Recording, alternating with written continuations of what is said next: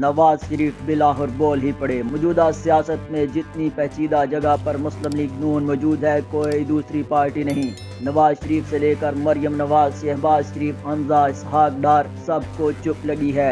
एक तरफ इकॉनमी का लोड है तो दूसरी तरफ इमरान खान का प्रेशर, और फिर शरीफ खानदान के अंदरूनी इख्तलाफ की खबरें जिनको हवा मिल रही थी नवाज शरीफ की मुसलसल खामोशी से, लेकिन अब आखिरकार नवाज शरीफ बोल ही पड़े हैं। लंदन में मीडिया से बात करते हुए उनका कहना था कि मुल्क की हालात ठीक करना उनकी जिम्मेदारी है और वो ये जिम्मेदारी निभाएंगे। इमरान खान के बारे में उन्होंने कहा कि इमरान खान ने 4 साल में मुल्क के साथ घिनौना मजाक किया और ये कि उनकी हुकूमत का मुवाजना इमरान खान के दौर से ना किया जाए। दूसरी तरफ ये खबरें भी हैं कि मुस्लिम लीग नून की सीनियर नायब सदर और चीफ ऑर्गेनाइजर मरियम नवाज 27 जनवरी को पाकिस्तान के लिए रवाना होंगी।